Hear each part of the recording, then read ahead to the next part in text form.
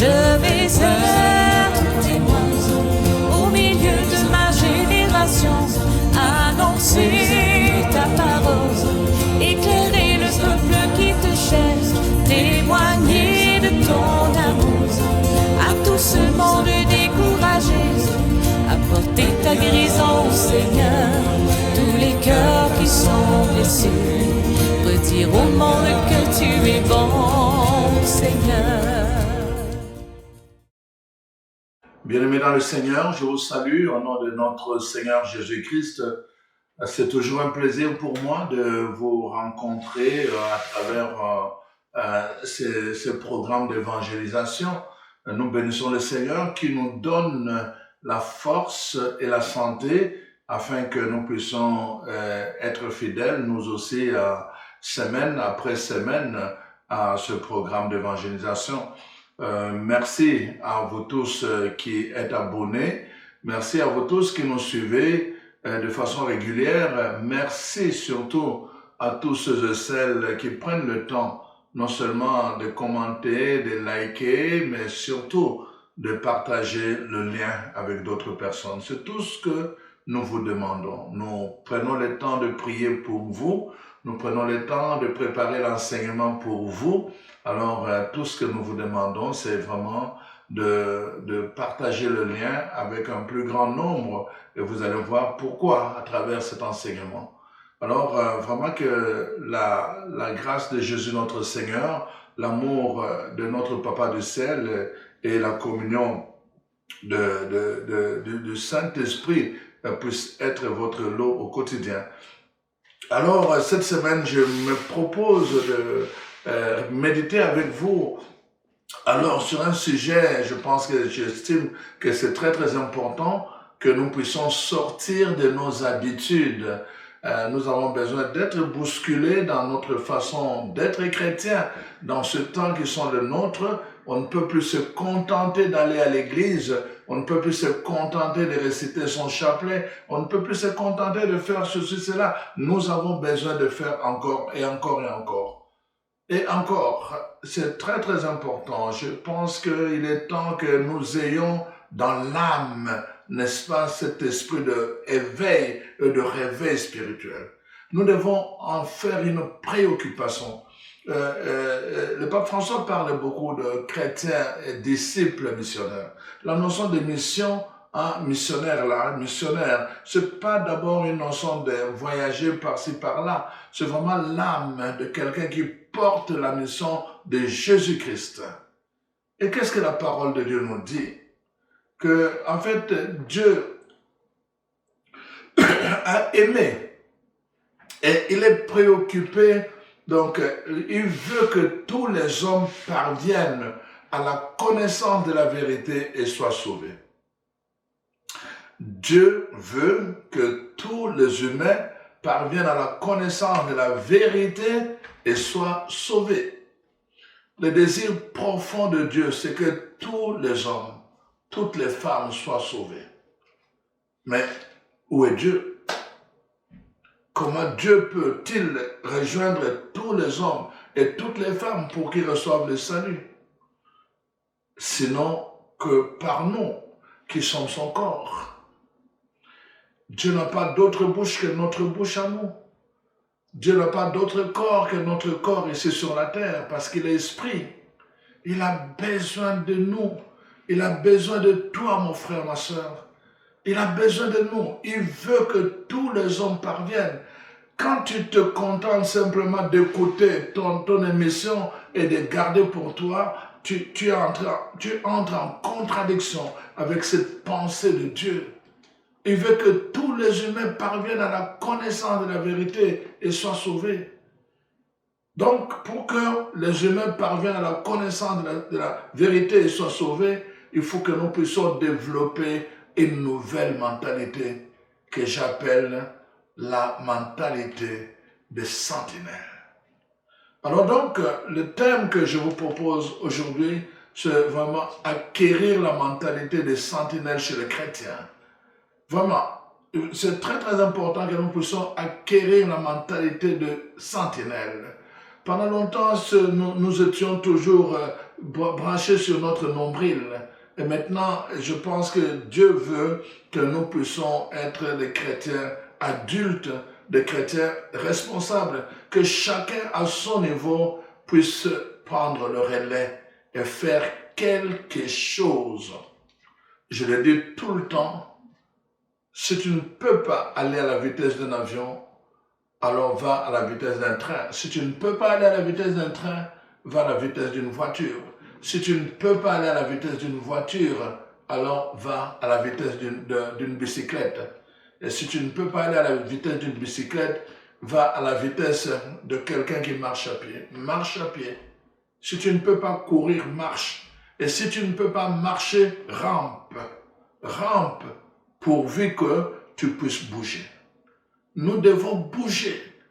Il n'y a plus de permission de rester stagnant, de rester année après année à faire le surplace. Nous devons bouger. La notion là de recevoir, Seigneur, donne-moi. Seigneur, bénis-moi. Mon Père, prie pour moi. Ça doit changer. Ça doit changer. Nous devons porter l'âme missionnaire. Nous sommes tous appelés à la mission. Chacun à son rythme, à sa vitesse. Si tu ne peux pas courir, rampe.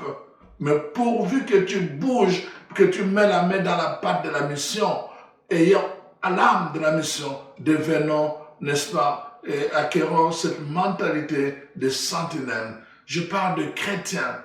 Pendant longtemps, nous sommes restés esclaves de pasteurs. Pendant longtemps, nous sommes restés branchés sur la bénédiction de quelqu'un. Il est temps qu'à notre tour, nous puissions bénir quelqu'un. Dieu nous donne pour qu'à notre tour, nous puissions donner. Je vous donne tout le temps un exemple. Le Jourdain et la mer morte. Pourquoi le Jourdain est vivant et qu'il y a des poissons, de gros poissons? Parce qu'il coule et qu'il donne son nom. Mais la mer morte, elle ne fait qu'engloutir. Engloutir, elle ne donne pas. Et c'est pour cela qu'on l'appelle mer morte. Donc, comme chrétien, tu peux être comme le Jourdain. Tu reçois et tu donnes. Tu reçois, tu donnes. Mais tu peux être aussi comme chrétien, comme la mer morte. Tu ne fais que t'empiffrer, t'empiffrer, t'empiffrer, t'empiffrer, t'empiffrer. Avec tout ça, Dieu ne nous donne pas la nourriture spirituelle pour que nous puissions nous empiffrer. Ça, c'est quand on commence à s'empiffrer de cette façon-là, n'est-ce pas, ça peut causer des maladies. Dieu nous donne pour que nous puissions donner. Dans tout notre organisme, tout ce que nous faisons, nous allons boire. Dès que nous buvons, nous devons aller pisser. C'est comme ça dans la vie. Dès que nous aspirons, après nous devons, l'air c'est comme ça. Respirer, aspirer, respirer, tout le temps. C'est ça qui permet le fonctionnement, le renouvellement des choses à l'intérieur. Nous ne pouvons pas garder la même chose. On ne peut pas tourner à rond, chers frères et sœurs. Malheureusement, on a une génération de chrétiens aujourd'hui qui ne font que cela. Toutes leurs prières, c'est des demandes, des demandes, des demandes, des demandes. Ils vont passer 60 jours à demander simplement. Ils vont passer telle prière, demande ceci, demande de cela, demande de cela. Mais ils ne sont pas capables de donner. Ils ne sont pas capables de donner de leur temps. Ils ne sont pas capables de donner de leur soutien. Ils ne sont pas capables de donner, même de soutenir une œuvre missionnaire. Ils ne sont pas capables. Mais ils sont toujours en train de demander à Dieu, bénis-moi, bénis-moi ceci. Parce qu'ils ont des problèmes et ils pensent qu'ils sont les seuls à avoir des problèmes. Chers frères et sœurs, Dieu est préoccupé par une chose, que tout le monde, tous les hommes parviennent à la connaissance de la vérité et soient sauvés. Dieu est préoccupé par le salut. C'est pour cela que la Bible dit, alors que nous étions encore pécheurs, Dieu n'a pas empêché son Fils unique de venir par amour pour nous. Il nous a aimés alors que nous étions encore pécheurs. Il a donné sa vie pour nous alors que nous étions encore pécheurs. Pourquoi? Parce que Dieu est préoccupé par le salut. Dieu veut que les gens soient sauvés. Nous devons entrer dans la vision de Dieu. Arrêtons de faire les choses pour nous-mêmes. Arrêtons de venir à l'église juste pour aller danser parce qu'il y a une bonne musique là-bas. Arrêtons de venir à l'église parce que c'est par habitude. Arrêtons. Il y a une mission que Dieu veut nous confier. Il veut que les hommes parviennent au salut. Le salut des âmes, c'est la préoccupation première de Dieu. Sinon, pourquoi vous pensez que moi, je perdrai mon temps, n'est-ce pas, à faire tous ces enseignements? Il y en a tellement sur YouTube. Mais nous sommes là parce que préoccupés par cette, n'est-ce pas, Dieu veut. Les gens doivent revenir à la parole de Dieu. Il y a tellement de choses qui se disent par-ci, par-là, mais nous devons revenir, qu'est-ce que la Bible nous dit? C'est pour cela que je donne ces enseignements. Donc, Dieu préoccupé par le salut des âmes. Dieu a dit, n'est-ce pas, l'Esprit a dit à Paul, n'est-ce pas, que bon, tu m'as rendu témoignage à Jérusalem, à Rome, pardon, tu vas encore me rendre témoignage parce que dans cette ville, il y a plusieurs personnes, il y a des milliers de personnes qui ne sont pas encore sauvées. Tu iras dans cette ville, tu portes des chaînes, tu m'as rendu témoignage avec des chaînes que tu portes comme prisonnier. Mais tu iras encore, mais parce qu'il y a un peuple nombreux que je désire sauver. Un peuple nombreux. Dieu désire sauver un peuple nombreux dans ta ville à toi, là où tu es. Dans ton pays, là où tu es. Dieu est préoccupé par sauver un peuple nombreux. Voilà pourquoi, chers frères et sœurs, nous devons développer la mentalité des sentinelles. Il s'agit du salut des gens. Nous sommes là pour cela. Dieu nous a donné la grâce de le connaître pour qu'à notre tour, nous puissions le faire connaître.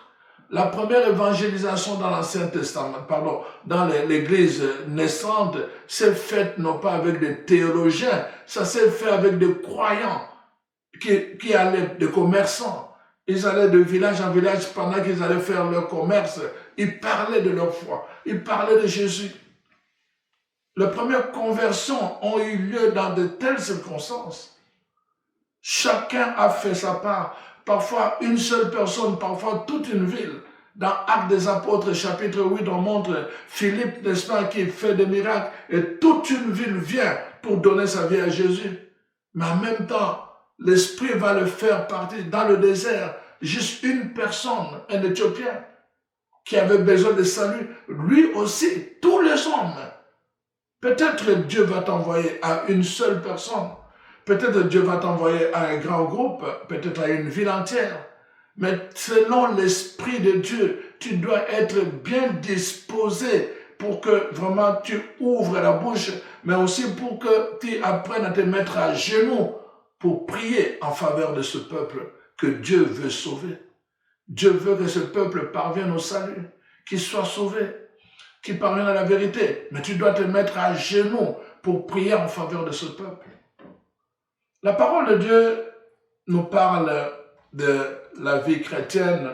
Mais la vie chrétienne, vous savez, la vie chrétienne, pour moi, voyez-vous, je la définis avec deux éléments importants. Le premier élément, c'est l'élévation. Le deuxième élément, c'est la protection. Voici, Jésus donne un exemple, une parabole. Il dit, lequel d'entre vous, s'il veut bâtir une maison, ne commence-t-il pas par s'assurer, bâtir? On bâtit la vie chrétienne. Et le deuxième exemple qu'il donne dans la même parabole, il dit, ou encore, lequel d'entre vous, s'il veut aller en guerre contre un autre, ne commence-t-il pas par s'asseoir? Donc, la vie chrétienne, il faut la bâtir, c'est-à-dire qu'une maison commence par la fondation et puis ça s'élève comme ça. Mais en même temps aussi, la vie chrétienne, c'est vraiment un exercice de combat. Nous sommes en guerre parce qu'il y a des ennemis qui nous guettent à tout moment. La vie chrétienne. Tu ne peux pas te contenter simplement d'aller réciter ton chapelet à l'église et puis tu reviens, tu penses que tu as rempli la mission. Non, il y a plus que cela. Tu dois t'élever, bien sûr, toi-même. Tu t'élèves et deuxièmement, tu dois apprendre, n'est-ce pas, à te protéger. Parce que tu es en guerre, tu dois apprendre à combattre pour toi. Mais tu dois apprendre aussi à combattre pour les gens qui sont autour de toi. Combattre pour ta maison d'abord. Si tu es en famille, tu dois apprendre à combattre pour ta famille. Tu dois apprendre à combattre progressivement pour la communauté et progressivement pour l'Église. En fait, c'est là. Tu bâtis et tu combats, les deux ensemble. Regardez, nous allons prendre dans l'Ancien Testament, donc dans les livres de Néhémie, un texte. Voici, donc, Néhémie, vous le savez, dès le commencement, et donc, il était les chansons du roi, en exil. Et puis, à un moment donné, il a demandé les nouvelles de Jérusalem, et on est venu lui dire que, oh, Jérusalem, il n'y a plus rien de bon. Quelques gens, ils sont restés là, ils sont vraiment abandonnés à eux-mêmes. Le mur de Jérusalem sont vraiment tombés et les portes du temple sont vraiment, ont été brûlées et il n'y a plus rien. Alors il s'est mis à pleurer et la première chose qu'il a faite, c'est de prier et de jeûner. Il n'a pas commencé juste à se lamenter, à raconter. Première chose, premier chapitre de Néhémie. Il commence par la prière et le jeûne en faveur d'un peuple qui, lui, était bien. Il était des chansons du roi, il était gâté, il était bien servi. Mais la parole de Dieu nous dit que son peuple-là, à Jérusalem, n'était pas bien. Et il jeûne et il prie pour ce peuple-là qui n'était pas bien, alors que lui était bien. Comprenez ce que je suis en train de vous dire. L'âme missionnaire, l'âme de la sentinelle, il porte la mission pas seulement pour lui, de façon égoïste, mais aussi pour les autres. Et surtout pour les autres. Pourquoi? Dieu veut que tous les hommes parviennent à la connaissance de la vérité et soient sauvés. Nous devons avoir cette attention-là pour le peuple de Dieu. Nous devons avoir l'attention pour ces gens-là qui ne sont pas comme certains disent comme nous. Nous devons avoir de l'attention pour ceux-là qui ne fréquentent pas l'église. Au lieu de leur donner des étiquettes à les non-pratiquants. C'est pas intéressant. C'est pas important ces étiquettes.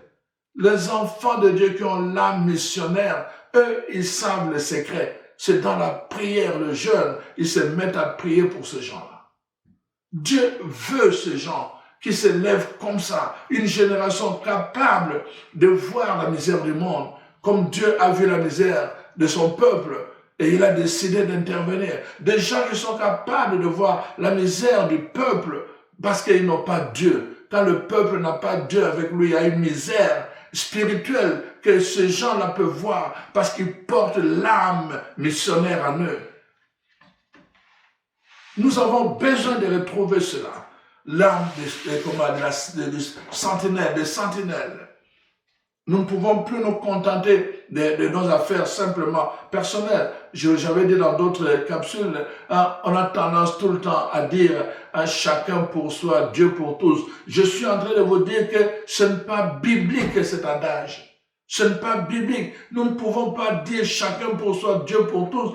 Dieu nous constitue comme un peuple.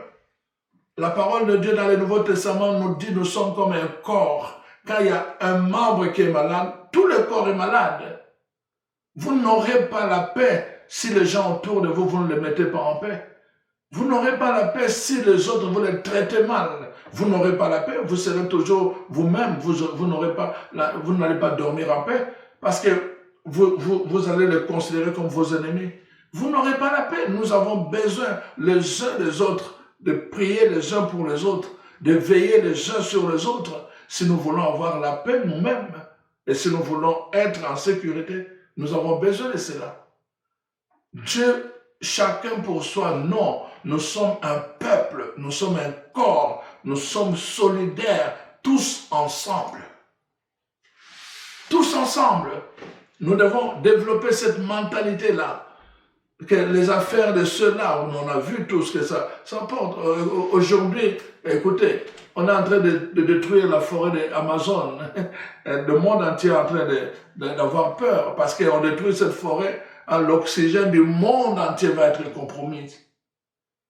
Il y a d'autres forêts, on est en train d'abattre des choses. Les gens disent tout le temps, c'est pas mon affaire. Hein? Personne, tout le monde est indifférent. On est en train de faire ces choses-là, tout le monde est indifférent, jusqu'au jour où on va dire, bon, maintenant, un réchauffement climatique, parce qu'il n'y a plus assez d'oxygène, il n'y a plus assez de forêt pour alimenter en oxygène la planète Terre. Et ce jour-là, nous allons nous mettre à genoux pour commencer à prier et demander ce qui ne doit pas se faire. Où étions-nous quand cela se faisait? On est en train de ravager maintenant des grandes forêts d'Afrique, la forêt équatoriale. Personne ne parle. Voyez-vous, on est indifférent. Jusqu'au moment où il n'y aura plus de forêt équatoriale. Et la planète va être, n'est-ce pas, menacée. Et nous comprendrons ce temps, ce jour-là, que voilà, on aurait pu faire quelque chose. La mentalité de sentinelle, c'est la mentalité de guetteur, la mentalité de veilleur. Ils n'attendent pas, ils sont toujours là en train de guetter. D'où vient l'incendie? D'où vient la menace? Ils sont comme ça. Ça, c'est la mentalité de sentinelle. Et dès qu'ils sentent qu'il y a une menace, la première chose, n'est-ce pas, ils lancent un cri de trompette pour avertir le peuple. Ils avertissent. Ils ne sont pas indifférents. Si tu vis chacun pour soi, Dieu pour toi, pauvre toi, tu vas payer les conséquences. Tu seras à genoux, tu vas pleurer. Dieu n'exaucera pas tes prières. Parce que notre Dieu n'est pas un Dieu de désordre. Il t'établit sur la terre avec une mission. Tu sabotes sa mission. Et quand vient le problème, tu vas te mettre à genoux. Tu vas te mettre à genoux. Tu vas te mettre à genoux pour prier. Ça ne donnera absolument rien. On a plusieurs preuves ici. Les gens ont prié, ça n'a rien donné. Parce que nous ne comprenons pas la logique de Dieu. On vit trop en vase clos, de façon égoïste. Et alors on pense quand les choses arrivent, les drames arrivent, n'est-ce pas, les dangers arrivent, les virus arrivent, et là tout le monde se met à genoux pour commencer à prier comme si Dieu était manipulable. Mais non. Dieu nous établit pour être de sentinelles les uns les autres. Voilà pourquoi ce que je vais vous proposer comme lecture, c'est vraiment pour que nous comprenions comment nous devons construire. J'ai dit ceci, la vie chrétienne, c'est deux verbes. Premier, se bâtir. Deuxième, c'est combattre. Donc, quand nous bâtissons, les deux ensemble, nous bâtissons et nous combattons. J'ai déjà donné l'enseignement sur ces textes dans les livres de Néhémie. Donc, Néhémie, maintenant, il s'en va à Jérusalem et alors il rassemble les gens autour de lui. Voilà, chapitre 4, verset 16. Depuis ce jour, la moitié de mes serviteurs travaillaient et l'autre moitié était armée de lances et de boucliers, d'arcs et de cuirasses. Le chef était derrière toute la maison de Juda. Ceux qui bâtissaient la muraille et ceux qui portaient ou chargeaient le fardeau travaillaient d'une main et tenaient une arme de l'autre main. Chacun d'eux, en travaillant, avait son épée ceinte autour de rein. Celui qui sonnait la trompette se tenait près de moi.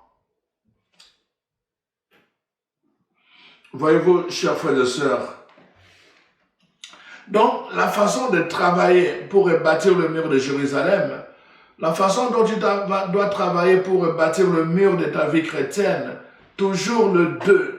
Tu travailles une brique pour bâtir le mur, l'autre tu dois avoir l'épée pour combattre. Pourquoi?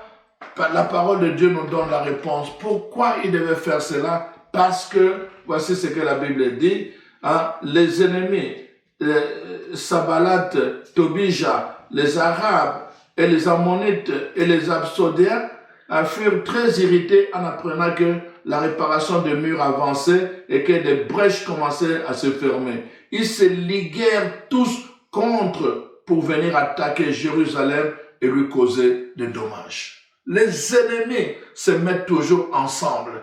Eux, ils comprennent ce principe. Les ennemis se mettent toujours ensemble pour combattre les enfants de Dieu.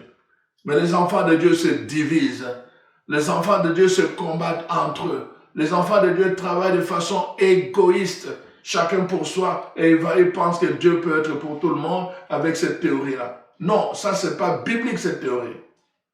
Notre Dieu nous constitue comme un peuple. Les ennemis se mettent ensemble, ils se liguent.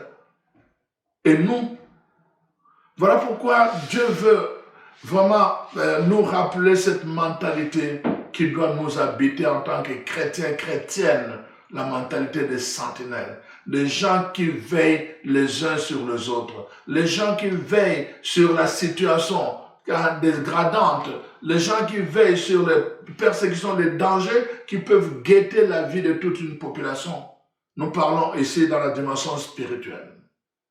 Nous ne sommes pas des chefs d'armée, des généraux, nous sommes dans l'armée spirituelle céleste. Donc, nous pouvons nous mettre, comme je vous ai dit, Néhémie s'est mis à genoux et il a commencé à prier, à jeûner, non pas pour lui, mais pour Jérusalem, pour ceux qui étaient restés là-bas. Voyez-vous, la cause qu'il habitait n'était pas lui-même, c'était un peuple. Nous devons avoir cette mentalité-là. C'est pour cela que, voyez-vous, donc la première chose que la parole de Dieu nous montre, c'est cela. Nous voyons dans le livre d'Ézéchiel, Dieu lui-même, il va prendre le prophète Ézéchiel et il va, n'est-ce pas, lui dire d'abord, voici, je vais tu dois manger la parole jusqu'à ce que tes intestins soient remplis. Il lui dit ça. Donc, quand nous devenons des sentinelles, la première chose, nous devons être remplis de la parole de Dieu. Parce que notre rôle sera de parler. Nous devons dénoncer le mal. Nous devons dénoncer les dangers. Nous ne devons pas le faire avec la peur. Nous ne devons pas le faire avec les sentiments qui sont les nôtres. Nous devons le faire avec la parole de Dieu, la parole de vie. C'est pour cela que la première chose, nous devons manger la parole de Dieu. Nous devons nous rassasier de cette parole. Et alors, parce que Dieu dit, tu leur diras mes paroles. Tu ne leur diras pas ta peur, tu ne leur diras pas tes conseils à toi, tu leur diras mes paroles. Alors, voici ce que la parole de Dieu dit dans le livre d'Ézéchiel, chapitre 33. C'est vraiment intéressant. Alors, la parole de l'Éternel me fut adressée en ce mot. Fils de l'homme, parle aux enfants de ton peuple et dis-leur, lorsque je fais venir l'épée sur un pays et que le peuple du pays prend dans son sein un homme et l'établit comme sentinelle, si cet homme voit venir l'épée sur le pays, sonne de la trompette et avertit le peuple, et si celui qui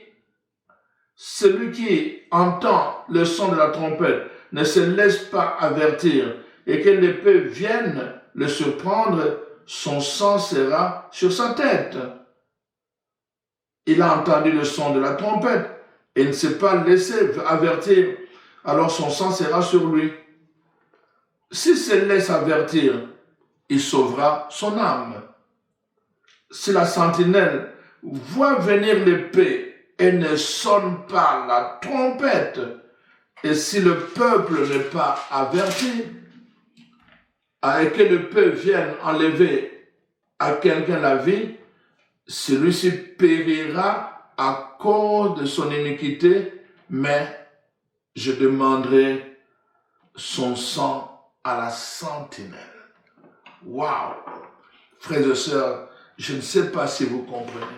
Voyez-vous, il n'y a pas longtemps, en République démocratique du Congo, il y a eu un volcan qui a explosé et qui a fait couler des laves. Le problème, c'est quoi qu'on a critiqué? C'est que dans la région, ils avaient établi un bureau, n'est-ce pas, je ne sais pas comment on appelle ça, mais pour avertir, c'est-à-dire ils peuvent capter déjà qu'il y aurait un tremblement de volcan et avertir la population. Mais ils étaient là, ils n'ont pas vu ça venir et ils n'ont pas averti la population. Ça a créé des dégâts terribles. Des dégâts terribles. Nous avons vu le tsunami, n'est-ce pas, en Asie, il y a quelques années. C'était la même chose. Il n'y a pas eu des avertissements. Il y a eu des dégâts terribles. Les gens sont morts, n'est-ce pas, comme des bêtes. La parole de Dieu dit, le rôle de la sentinelle, c'est d'avertir pour éviter des dégâts. Ici, nous parlons des âmes. Dieu veut que tous les hommes parviennent à la vérité et soient sauvés. Il s'agit du salut de ces hommes, du salut des âmes. Donc, Dieu est préoccupé par le salut des âmes. Si nous portons l'âme de la sentinelle ou l'âme de la mission, nous devons être préoccupés aussi par le salut des âmes. Nous ne pouvons pas nous contenter d'aller simplement au culte. Nous ne pouvons pas nous contenter d'aller simplement à la messe, chanter et puis revenir. Non, ça ne suffit pas, chers amis. Il y a tellement de gens qui marchent dans la rébellion contre Dieu. Il y a tellement de gens qui sont dans des loges au culte. Il y a tellement de gens qui sont vraiment, mais qui n'ont même pas la connaissance vraiment véritable de Dieu. Parce qu'on leur a donné la religion au lieu de leur donner Dieu. Il y a des gens qui sont encore à ce niveau-là. Il y a des gens qui sont tellement, ils ne connaissent pas Dieu. Ils ne connaissent pas Dieu. N'est-ce pas? Job disait, je te connaissais par oui dire. Ils ne connaissent pas Dieu sinon que par oui dire. Ils ont besoin de connaître la puissance de Dieu par l'œuvre de la croix, par laquelle Jésus a sauvé l'humanité. Il y en a tellement qui ne le savent pas. Et ces gens-là sont dans nos familles, ces gens-là sont dans nos quartiers, ces gens-là sont dans nos églises même. Et la parole de Dieu est donnée avec cette lourde responsabilité de sentinelle. Nous ne pouvons plus nous contenter d'être chrétiens de la même manière que nous l'avons été pendant longtemps. Aujourd'hui, vraiment la parole de Dieu nous invite, nous devons changer. Nous devons changer notre mentalité pour comprendre que Dieu compte sur chacun de nous. Pas seulement sur le pasteur, pas seulement sur le prêtre, mais il compte sur chaque chrétien qui porte le nom du Christ et qui porte la puissance du Saint-Esprit. Il doit être capable, justement, d'apporter, n'est-ce pas, de jouer cette trompette pour apporter la parole qui sauve, pour avertir les gens que le chemin que vous êtes en train de prendre est dangereux. C'est très important, chers frères et sœurs. Voyez-vous, donc, la parole de Dieu dit clairement, l'épée sera levée. Quand l'épée est levée, ça dit qu'il y aura des morts. Il y aura des morts qui vont venir. Les morts, il y en aura. Mais ça va venir parce que l'épée est levée. Vous savez, à l'époque de David, quand l'épée était levée, la mort est venue par une maladie, l'hémorragie, l'hémorroïde. C'est par l'hémorroïde que l'ange avait levé l'épée et tous les hommes attrapaient l'hémorroïde. Ils mouraient. Quand l'épée est levée, une maladie peut venir décimer le peuple de Dieu. Vous vous mettez en ce moment-là à genoux à prier, alors que Dieu nous a donné une responsabilité maintenant même. Vous voyez venir l'épée, les hommes spirituels doivent avoir la capacité de voir dans la dimension spirituelle. C'est ça le rôle de prophète, la dimension prophétique. Nous sommes baptisés prêtres, prophètes et rois. Nous devons mettre l'onction prophétique. Pour cela, la dimension de la sentinelle, c'est vraiment relève de l'onction prophétique. L'épée est levée, vous voyez l'épée levée, vous n'avertissez pas si quelqu'un meurt. Alors, donc, il perd son âme, la Bible dit, alors il perdra son âme, lui, à cause de ses péchés, mais toi, je te demanderai de compte. Je te demanderai de compte. Vous savez, le problème, c'est quoi la parole de Dieu nous dit dans, dans le livre le livre de Jérémie. La parole de Dieu dit ceci, on va retrouver ça aussi dans le livre d'Isaïe 56. Alors, voici ce que Jérémie dit. La parole de Dieu dit ceci. Le problème que nous avons, c'est quoi? C'est que depuis le plus petit jusqu'au plus grand, tous sont avides de gain. Depuis les prophètes jusqu'aux sacrificateurs, tous usent de la tromperie. Ils pensent à la légère la plaie de la fille de mon peuple. Il dit paix, paix, mais il n'y a point de paix. Voyez-vous, et la parole de Dieu dit ceci, j'ai mis près de vous des sentinelles, soyez attentifs au son de la trompette. Mais le problème, c'est que ces gens, la parole de Dieu dit, ces gens, n'est-ce pas, ils sont avides de gain. C'est-à-dire, ils sont trop égoïstes, ils sont préoccupés juste par leurs propres problèmes. Et ils ne pensent pas à cette dimension où ils doivent porter cette mission, avoir l'âme missionnaire, l'âme des sentinelles. Ils ne pensent qu'à eux. C'est pour ça que je vous ai dit, leur prière, c'est toujours la prière de demande. Seigneur, donne-moi ceci. Seigneur, prends et donne-moi cela. Seigneur, voici, j'ai tel problème. Oh Seigneur, je vais chercher du travail. Seigneur, je veux me marier. Seigneur, c'est toujours, je veux. Seigneur, donne-moi, donne-moi, donne-moi. Mais ils ne sont pas capables, quand Dieu le bénit, ils ne sont pas capables à leur tour de bénir les autres. Notamment en portant cette mission de Dieu, ce souci de Dieu, cette préoccupation de Dieu. Nous sommes les enfants de Dieu. Nous sommes créés à l'image et à la ressemblance de Dieu. Ce qui préoccupe Dieu, ce qui est son souci principal, doit devenir notre préoccupation et notre souci principal. Dieu veut que tout le monde parvienne à la connaissance de la vérité et soit sauvé. Tu dois tout le temps, quand tu te lèves le matin, tu dis comment je vais amener les gens aujourd'hui que je vais rencontrer à la connaissance de la vérité au salut. Tu dois tous les jours, quand tu reviens du travail au plein de ta journée, tu dois rendre compte à Dieu. Qu'est-ce que tu as fait de don de la vie qu'il t'a donné? Il y a des gens qui vont passer, Dieu a ajouté de vie, de nombre d'années à vivre sur cette terre. Et ils l'ont gaspillé. Ils l'ont gaspillé, c'est-à-dire ils n'ont jamais approché quelqu'un pour leur parler de leur foi. Ils n'ont jamais approché quelqu'un pour leur parler de Dieu. Ils n'ont jamais approché quelqu'un pour leur parler du salut. Ils ont eu des années à vivre sur la terre. 60 ans, 70 ans, 80 ans, ils n'ont jamais parlé de Dieu. Quel gâchis! Quel gâchis, chers frères et sœurs, à cause de l'égoïsme. Pourquoi? Parce qu'ils sont préoccupés par leurs problèmes personnels. Voici, dans Isaïe 56, la même chose. Vous tous, bêtes des champs, venez pour manger, vous toutes bêtes de la forêt. Car ces gardiens sont tous aveugles, sans intelligence. Ils sont tous des chiens muets, incapables d'aboyer. Ils ont des réserves, des rêveries, se tiennent couchés, aiment à se sommeiller, et ce sont des chiens voraces, insatiables. Ce sont des bergers qui ne savent rien comprendre. Tous suivent leur propre voie, chacun selon son intérêt. Jusqu'au dernier, chacun selon son intérêt. Donc ça c'est Isaïe 56, verset 9 jusqu'au verset 11. Tous suivent leur voie, chacun selon son intérêt. Donc l'intérêt qui les préoccupe, c'est leur propre intérêt. La suite dit, venez, buvons du vin, mangeons, demain on fera encore la même chose. Ils sont préoccupés par les affaires de manger, les affaires de vêtir, les affaires de mariage. Ils sont préoccupés par cela. Mais les affaires qui concernent le royaume de Dieu, aucune préoccupation. Alors que l'évangile de Matthieu 6 nous dit, cherchez d'abord, avant tout, le royaume, et tout le reste vous sera donné par surcroît. Cherchez d'abord le royaume. Mais eux, leur préoccupation, c'est d'abord le reste.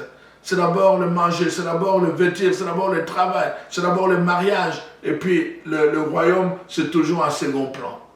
Voyez-vous, chers frères et sœurs, d'acquérir ou développer la mentalité de sentinelle, c'est vraiment entrer dans l'âme missionnaire. Nous sommes dans les temps où nous devons développer cette dimension de missionnaire. Pas seulement des disciples, mais des disciples missionnaires. De l'âme de sentinelle, de gens qui sont là pour guetter les dangers, l'épée qui se lève et qui peut entraîner des morts. Ils n'attendent pas l'épée que l'épée frappe, ils avertissent tout le monde, mettez-vous, on fait des chaînes de prière. Ils commencent à jeûner. Ils ne sont pas là pour critiquer, ils ne sont pas là pour créer la panique ou la peur, mais ils sont là pour avertir. La sentinelle avertit, il y a un danger. Que les ennemis se liguent pour venir détruire ce que nous fabriquons. L'âme, la mentalité de sentinelle que nous avons à développer, chers frères et sœurs. C'est à cela que nous sommes appelés. Voyez-vous, chers frères et sœurs. Donc, la parole de Dieu vraiment nous avertit cela, que nous devons faire attention. Donc, Nous devons rechercher cela. Parce que si nous sommes des enfants de Dieu, nous devons être préoccupés par ce que Dieu veut, par ce que Dieu cherche, par ce qu'il fait le souci de Dieu. Nous ne pouvons plus nous contenter, n'est-ce pas, de penser à nous-mêmes. C'est important. Je donne souvent, n'est-ce pas, l'exemple de ces gens. Nous devons sortir de la foule, la mentalité de la foule, pour entrer dans la mentalité des 12 apôtres. Et nous devons sortir de la mentalité des 12 apôtres pour nous approcher dans la mentalité de foule, dans la mentalité de 72 disciples. Et nous devons sortir de la mentalité de 72 disciples pour entrer dans la mentalité de 12 apôtres. Après, nous devons sortir de la mentalité de 12 apôtres pour acquérir la mentalité des 3 apôtres. Parmi les 12, il y avait Pierre, Jean et Jacques. Jésus les amenait toujours avec lui pour vivre des espérances particulières. Et après seulement, nous devons sortir de cette espérance de 3 apôtres jusqu'à l'espérance de le seul, donc le disciple bien-aimé, qui a posé sa tête sur le cœur de Jésus pour ressentir ce que Jésus ressentait en ce moment-là, ce jour-là, quand il savait qu'il y a un parmi vous qui va me livrer, un ami, un faux frère, allez le livrer. Il pouvait ressentir ce que Jésus ressentait. Il est venu pour sauver l'humanité et l'humanité ne l'a pas accueilli. La parole de Dieu dit, au commencement, il était la lumière qui est venue pour éclairer les hommes en venant à ce monde. Mais les hommes ne l'ont pas accueilli. Mais à ceux qui l'ont accueilli, il a donné le pouvoir de devenir enfant de Dieu. Quelle douleur, quelle souffrance pour cet homme qui est venu pour apporter le salut, pour que les gens connaissent la vérité. Mais les gens ont choisi les ténèbres à la lumière. Ils ont choisi les mensonges, la peur à la vérité. Et ils pouvaient ressentir cela. Quand nous en arrivons là, l'âme de missionnaire, c'est l'âme de quelqu'un qui ressent ce que son maître ressent. Jésus était prêt à donner sa vie. Même s'il n'y avait qu'un seul pécheur sur la terre, il donnerait sa vie. Même s'il y avait un seul pécheur, il donnerait sa vie sur la croix. Nous devons avoir la même âme. Nous ne devons pas toujours. La tentation aujourd'hui, c'est toujours d'aller chercher. Vous savez, les gens cherchent de grandes publicités. Les gens veulent être grands eux-mêmes au lieu d'élever Dieu. Ils veulent être des grands pasteurs, des grands ceci, des grands prédicateurs. Non. Jean-Baptiste a dit, il faut que lui, il s'élève et que moi, je diminue. C'est lui qui doit s'élever. Nous devons l'élever lui. Alors, à cause de cela, ils cherchent des endroits où il y a des milliers de personnes. Et quand on les invite là où il y a juste 100 personnes, 200 personnes, et ils ne sont pas capables de répondre. Ils n'acceptent pas. Parce qu'ils se sentent, eux, diminués. Mais Dieu, la parole de Dieu dit, l'Esprit a pris Philippe, qui a abandonné toute une foule pour aller juste pour une seule personne dans le désert, dans Acte 8. Cette mentalité, l'âme missionnaire, peut nous faire mouvoir juste pour une personne. Nous pouvons jeûner juste pour une personne. Nous pouvons faire des intercessions juste pour une personne, pour son salut, parce que son âme a du prix aux yeux de Dieu. C'est ça, en fait, que je voulais vous partager, chers frères et sœurs. Nous devons sortir de cette mentalité tout le temps de demander.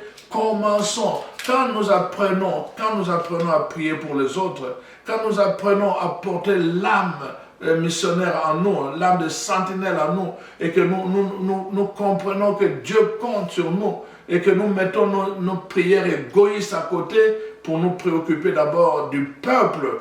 Il y a un grand nombre, un peuple nombreux dans cette ville que je vais sauver. Quand nous comprenons cette logique, alors quand nous entrons et nous obéissons à Dieu, Dieu va nous bénir dans tout le reste. Dieu va nous bénir dans nos propres besoins. Regardez dans les Actes des Apôtres, quand est-ce qu'Abraham reçoit son enfant, Isaac, après avoir prié pour Abimelech.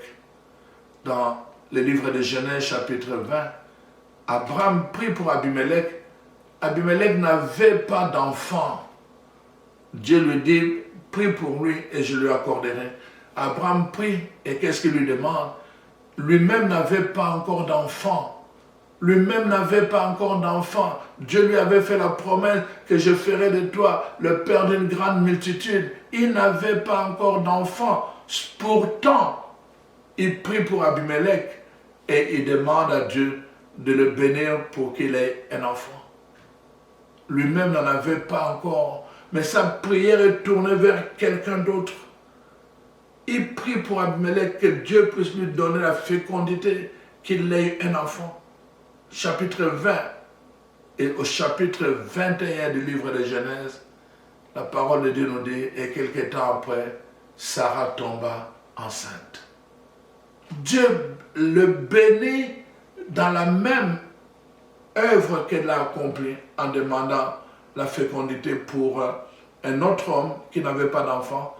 Il n'avait pas une prière égoïste. Il n'avait pas une prière égoïste. Il était préoccupé par quelqu'un d'autre alors que lui-même avait un problème. L'âme missionnaire, l'âme des sentinelles.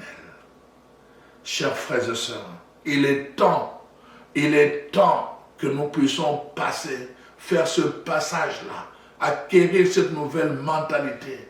Il est temps que cesse dans nos communautés chrétiennes tous ces mendiants, des chrétiens mendiants.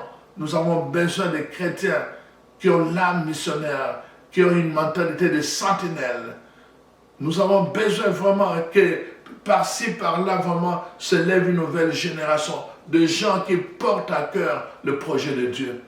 Que les gens, tous les hommes parviennent à la connaissance de la vérité et soient sauvés. Dieu veut que toutes les âmes soient sauvées, mais il ne peut le sauver que si toi tu obéis, si moi j'obéis, et si chacun de nous obéit en acquérant cette âme de sentinelle, cette âme missionnaire. Alors, je bénis le Seigneur vraiment pour le temps que tu m'as donné. J'espère que cet enseignement, tu ne vas pas simplement dire que c'est bon, mais que ça va te susciter à prendre une décision aujourd'hui même. Si tu écoutes la parole de Dieu, ne ferme pas ton cœur. N'attends pas à demain. Aujourd'hui même, prends la décision de mettre cela en pratique. Alors, frères et sœurs, soyez bénis. Soyez bénis là où vous êtes. Soyez bénis pour tout ce que vous faites pour Dieu. Soyez bénis pour le soutien que vous apportez à toute œuvre d'évangélisation. Soyez bénis, vous qui soutenez les œuvres qui apportent la mission et qui encouragent les gens, qui servent des sentinelles. Toutes les œuvres, partout que vous encouragez, faites-le, je vous encourage à le faire. Soutenez les œuvres qui sont missionnaires, les œuvres qui jouent ces rôles de sentinelles et qui portent l'âme de la mission. Soutenez-les. Vraiment, c'est aussi une façon pour vous, n'est-ce pas? Si vous ne pouvez pas courir, j'ai dit, si vous ne pouvez marcher, si vous ne pouvez pas marcher, rampez. Peut-être c'est votre façon de soutenir, n'est-ce pas, l'âme des sentinelles en soutenant des œuvres qui font œuvre de sentinelles ou de mission. Alors soyez bénis, chers frères et sœurs, que le Seigneur prenne soin de vous, qu'il prenne soin de vos besoins là où vous êtes et que son nom soit glorifié. Amen. Amen. Amen.